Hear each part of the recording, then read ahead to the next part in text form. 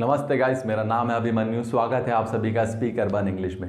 दोस्तों, आज का जो हमारा टॉपिक है बहुत ही इंटरेस्टिंग टॉपिक है। बहुत मज़ा आने वाला है आज आप सभी को, क्योंकि आज मैं लेके आया हूँ आपके लिए 10 वेरी अमेरिकन फ्रेजेस। दोस्तों, आज 10 ऐसे फ्रेजेस जो अमेरिका के लोग बोलते हैं वो मैं आज आपको बताने वाला हूँ। ये वो फ्रेजेस हैं, ये वो वर्ड्स हैं दोस्तों जो आप अमेरिकन मूवीज़ में, सॉन्ग्स में या मोस्ट इंपॉर्टेंटली वहाँ की डेली कन्वर्सेशन में सुन सकते हैं। तो दोस्तों, अगर आप अमेरिका जा रहे हैं तो आप इन फ्रेजेस का यूज़ कर सकते हैं, और अगर आप अमेरिका नहीं भी जा रहे हैं दोस्तों, तो आप इंडिया में रहकर ही अमेरिकन्स की तरह अगर साउंड करना चाहते हैं तो उनके लिए भी आप इन फ्रेजेस का यूज़ कर सकते हैं। So guys, if you want to sound a little more like Americans, so you can use these phrases. So guys, let's start the video. तो पहला है दोस्तों आपका टू टेबल समथिंग।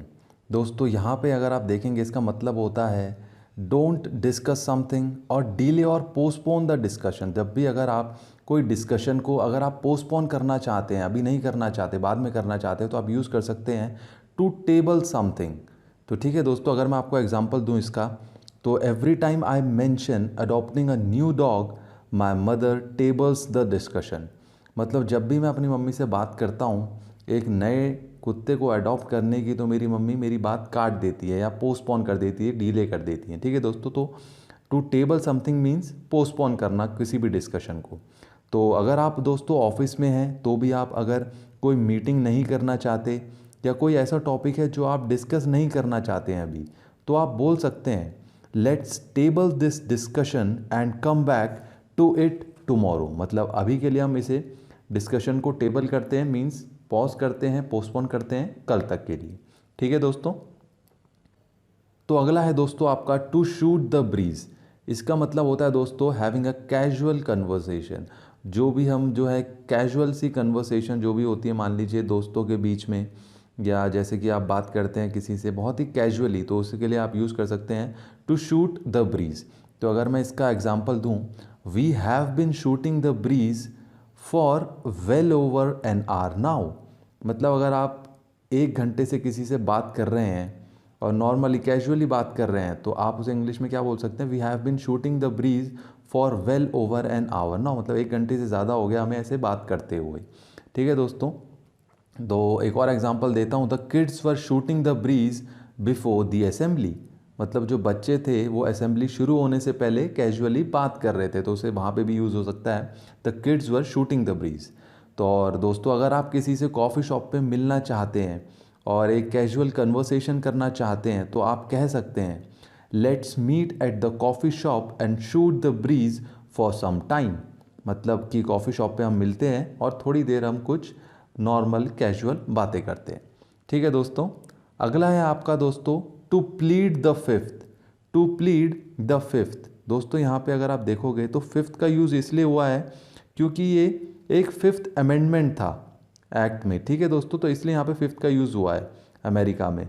और इसका मतलब होता है दोस्तों टू गेट साइलेंस और refusal to answer questions, but your refusal can not be used against you.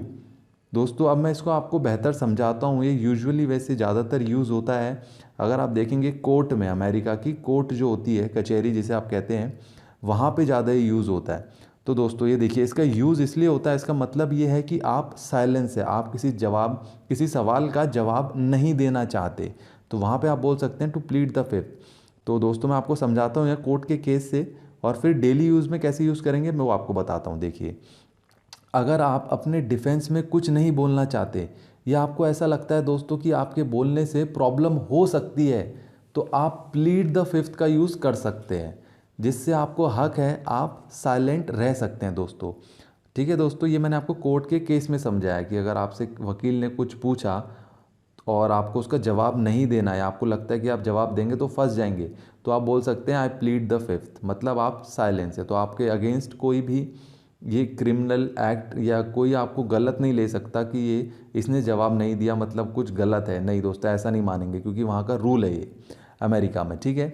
अब इसे आप डेली यूज़ में कैसे यूज़ कर सकते हैं, देखिए, आपने अगर ऑफिस में अपने कोवर्कर का लंच ले लिया है फ्रिज से, ठीक है, एंड वो आपसे पूछता है did you take my lunch from the fridge. उसने आपसे पूछा did you take my lunch from the fridge, तो आप हाँ बोलने के बजाय कह सकते हैं आई प्लीड द फिफ्थ, मतलब एक्सप्रेशन देने के साथ बोलते हैं ना दोस्तों, जब आप हाँ नहीं बोलना चाहते, जब आप आंसर नहीं देना चाहते तो आप वहाँ पे चुप हो जाते हैं, मतलब इसका हाँ ही होता है जनरली, मतलब हाँ ही होता है, बट आप बोलना नहीं चाहते तो आप बोल सकते हैं आई प्लीड द फिफ्थ। मतलब इन नॉर्मल लाइफ में कैसे आप यूज़ करेंगे, तो मान लीजिए अगर मैं आपसे पूछूं do you love him, do you love him, तो अगर आप हाँ नहीं बोलना चाहते तो आप क्या बोल सकते हैं, I plead the fifth. I plead the fifth का मतलब भी दोस्तों मतलब यही हो जाएगा कि you don't want to say openly yes but you love him. आप बोलना नहीं चाहते कि आप प्यार करते हो उससे, बट आप करते हो। ठीक है दोस्तों, अगला है आपका to duke it out. To duke it out, इसका मतलब होता है दोस्तों टू फाइट। अब दोस्तों fight not, it's not always physical fight, ये वर्बल फाइट भी हो सकती है। So it has basically than idea of aggression, मतलब एग्रेशन अगर आपको कहीं पे दिखाना है तो आप यूज़ करेंगे टू ड्यूक इट आउट का। ठीक है दोस्तों, तो एग्जांपल देता हूँ, the American football fans were ready to duke it out when their rivals won the game. तो जो अमेरिका के जो फुटबॉल के जो फैंस थे वो मतलब एग्रेशन निकालने के लिए रेडी थे जैसी वो मैच हार गए, उनकी टीम मैच हार गई।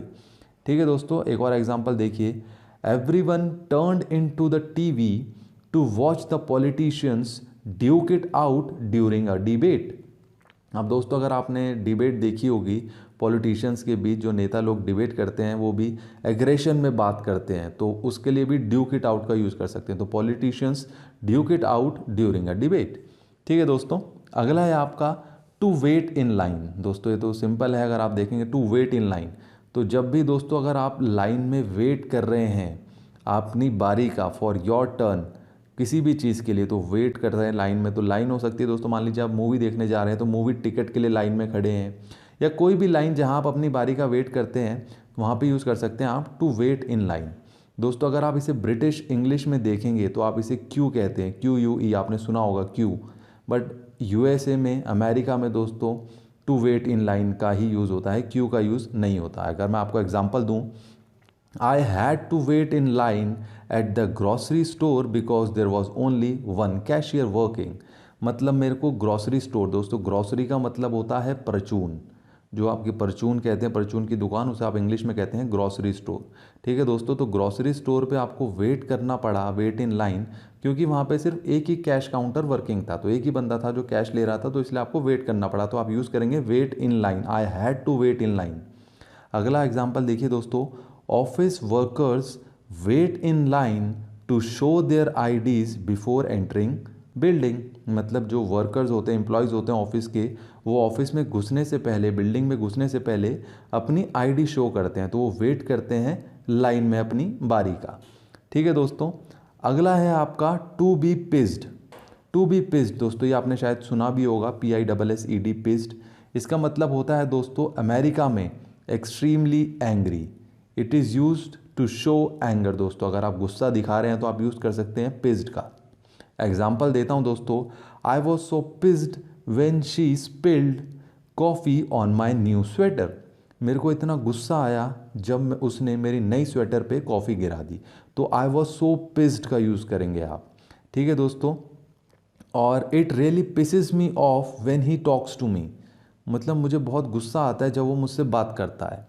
ठीक है दोस्तों, बट यहाँ पे एक चीज़ आपको ध्यान रखनी है, ब्रिटिश इंग्लिश में पिस्ड का मीन्स होता है दोस्तों you drink a lot alcohol. मतलब अगर आप ज़्यादा शराब पीते हैं तो उसके लिए ब्रिटिश इंग्लिश में यूज़ करते हैं वो पिस्ड का। बट दोस्तों अमेरिका में पिस्ड का मतलब होता है एंग्री, मतलब गुस्सा। अगर आपको एग्जांपल दूं, I was really pissed when I realised my vacation plans were cancelled. मतलब मेरे को बहुत गुस्सा आया जब मुझे पता चला कि मेरे जो प्लान थे वैकेशन के वो कैंसिल हो चुके हैं। ठीक है दोस्तों, अगला है आपका अ हेल मैरी। दोस्तों अ हेल मैरी, ये दोस्तों अमेरिकन फुटबॉल में, मतलब अमेरिकन फुटबॉल में यूजुअली ये यूज़ होता है अ हेल मैरी। तो इसका बेसिकली मतलब होता है दोस्तों, गेम के अकॉर्डिंग अगर आपको बताऊं, a long unsuccessful pass made in a desperate attempt to score in the last moment. मतलब अगर आप गेम खेल रहे हैं, मान लीजिए आप कोई गेम खेल रहे हैं फुटबॉल, तो मान लीजिए फुटबॉल के आखिरी के कुछ सेकंड्स बचे हुए हैं, तो जब आपको पता होता है कि आप हारने वाले हैं, तो आखिरी के सेकंड्स में तो आप मतलब बिना कुछ सोचे समझे एक शॉट मार देते हैं, क्योंकि आपको पता है कि यार हार जाऊंगा, टाइम भी ख़त्म होने वाला है। तो जो आप एग्रेशन में वो जो शॉट मारते हैं उसे कहते हैं दोस्तों आप हेल मैरी। मतलब वो डायरेक्शन लेस होता है, बस आपने देखा गोल उधर है और आपने शॉट मार दिया। ठीक है दोस्तों, तो ये होता है, यहाँ पे होता है दोस्तों यूज़ हेल मैरी का। तो इसे अब आप डेली लाइफ में कैसे यूज़ करेंगे, देखिए। The shy guy threw a Hail Mary and asked a pretty girl for a walk. मतलब एक जो शाय गाय, जो मतलब एक शर्मीला लड़का, उसने मतलब एक ही थ्रू अ हेल मैरी। तो ऐसे भी यूज़ कर सकते हो आप हेल मैरी को, कि मतलब उसने एक हेल मैरी मतलब उसने एक अटैम्प्ट मारा, अननोइंग अटैम्प्ट। एक लड़की को पूछा उसने एक वॉक पे चलने के लिए, मतलब घूमने चलने के लिए उसने एक लड़की को पूछा। तो उसे पता नहीं था कि वो लड़की हाँ बोलेगी ना, मतलब उसने एक रैंडम एक पूछ लिया उस लड़की से। And guess what, girl accepted. मतलब मान लीजिए अगर लड़की ने हाँ बोल दिया तो मतलब उस लड़के ने तो एक तुक्का मारा था, बट उस लड़की ने हाँ बोल दिया कि मैं तुम्हारे साथ घूमने चलूँगी। तो दोस्तों जो शाय गाय है उसने उस पर खोने के लिए कुछ नहीं था, तो वो पूछ लेता है डेस्परेशन में कि चलोगे मेरे साथ घूमने। और किस्मत है दोस्तों कि उसकी वो जो लड़की जिससे वो पूछता है वो हाँ बोल देती है। तो इसी एग्जाम्पल में दोस्तों, जब शायद लड़का लड़की से पूछता है घूमने के लिए, और लड़के का कोई दोस्त मान लो लड़के से पूछे, लड़के का कोई दोस्त पूछ रहा है अब लड़के से, did you ask her for a walk, मतलब तुमने उससे पूछा था क्या घूमने के लिए। इट वॉज रियली सरप्राइजिंग, क्योंकि वो बहुत शर्मीला था, तो उसे मतलब उसके फ्रेंड को यकीन नहीं हुआ कि उसने पूछा। तो वो जो लड़का है जिसने पूछा वो ही माइट से वो आंसर दे सकता है, ये it was just a Hail Mary. Means मतलब मुझे पता नहीं था, मैं तो बस ऐसे ही ट्राई कर रहा था, मेरे पास था नहीं कुछ खोने के लिए, तो मैंने तो बस एक रैंडम अटैम्प्ट मारा, मुझे लगा वो हाँ नहीं बोलेगी, बट उसने हाँ बोल दिया। ठीक है दोस्तों, अगला है आपका ब्लेस योर हार्ट। दोस्तों यहाँ पे देखिए, थोड़ा सा ये ट्रिकी इसलिए है क्योंकि यहाँ पे आप ब्लेस वर्ड को सुन के ये समझेंगे कि कोई आशीर्वाद यानी अच्छे वे में ये बात हो रही है, बट दोस्तों ये गलत है। ब्लेस योर हार्ट का मीन्स अमेरिका में अगर आप देखेंगे तो it's an easy way of saying you are so stupid, यार you are not so smart. मतलब जब भी आप कोई स्टूपिडिटी कर देंगे, कोई बेवकूफ़ी करेंगे, तो वहाँ के लोग बहुत ही ईजी वे में, मतलब प्यार से बोलते हैं ना, प्यार से एकदम जलील करना किसी को, तो वो हो जाता है ब्लेस योर हार्ट। मतलब उनकी टोन ऐसी हो जाएगी, गो गाय ब्लेस योर हार्ट। दोस्तों ये यूजुअली साउथ यूएस के पीपल यूज़ करते हैं जो साउथ ऑफ अमेरिका में रहते हैं। एंड मैं दोस्तों आपको ये एक्सप्रेशन यूज़ करने के लिए ज़्यादा रिकमेंड नहीं करूँगा, क्योंकि ये नॉर्थ एंड साउथ वाला हो जाता है। अगर आप जैसे साउथ नॉर्थ यूएस में है वहाँ आप यूज़ करेंगे तो मे बी हो सकता है वो आपको उतने अच्छी नज़र से ना देखे, तो I would not recommend to use this. But फिर भी आपको कोई बोले तो आपको मतलब पता होना चाहिए, आपको गलत ना समझ लें। आप कोई ब्लेस योर हार्ट बोलेगा तो आप अच्छा समझ जाएंगे, but it's not like that. ठीक है दोस्तों, तो मान लीजिए दोस्तों अगर कोई इंसान अच्छी तरह से ड्रेस्ड नहीं है, तो आपको अगर उसे प्यार से जलील करना हो तो आप क्या बोल सकते हैं।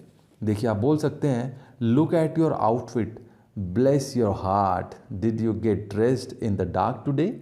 मीन्स मतलब अपने कपड़े देखिए, मतलब बिल्कुल मिसमैच हैं। तो मतलब did you get dressed in the dark today, मतलब क्या आपके घर में लाइट नहीं थी, मतलब अंधेरे में आपने कपड़े पहने हैं कि जो इतने मिसमैच हुए हैं। तो मतलब एक दोस्तों व्यंग है, तो यहाँ पे दोस्तों आप ब्लेस योर हार्ट का यूज़ कर सकते हैं।